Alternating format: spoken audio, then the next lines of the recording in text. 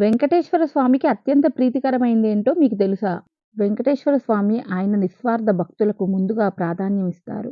భక్తుల నిస్వార్థ భక్తి అంటే చాలా ప్రీతికరం ఆయన. స్వామివారికి అత్యంత ప్రీతికరమైన వాటిలో పచ్చకర్పూరం ఒకటి. ఇది తన విగ్రహంపై ముఖ్యంగా గడ్డంపై అద్దుతారు.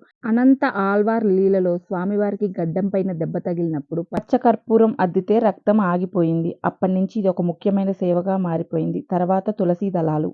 శ్రీ మహావిష్ణు అవతారమైన వెంకటేశ్వర స్వామికి తులసీ దళాలంటే అత్యంత ప్రీతి. లక్ష్మీదేవి అంశగా భావించే తులసీ దళాలు స్వామివారికి నిత్యం పూజలో ఉపయోగించబడతాయి. తులసి మాలలు వేసి స్వామిని పూజిస్తే విశేష ఫలితాలు దక్కుతాయి. వెంకటేశ్వర స్వామి శ్రీ నివాసుడు. ఆయన వక్షస్థలంపైనే లక్ష్మీదేవి నివసిస్తుంది.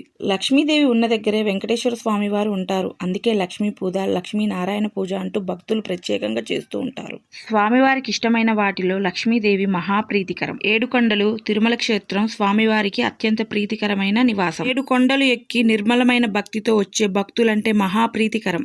భక్తులు గోవిందా గోవిందా అని పిలుస్తూ వస్తే స్వామివారికి మహా ఇష్టం. స్వామివారి ఇష్టాల గురించి తెలుసుకున్నాం కదండి. నా వీడియో నచ్చితే నా వీడియోని లైక్ చేయండి, షేర్ చేయండి, కామెంట్ పెట్టండి. ప్లీజ్ ఇలాంటి వీడియోలు కావాలంటే సబ్స్క్రైబ్ చేయండి. Thank you friends.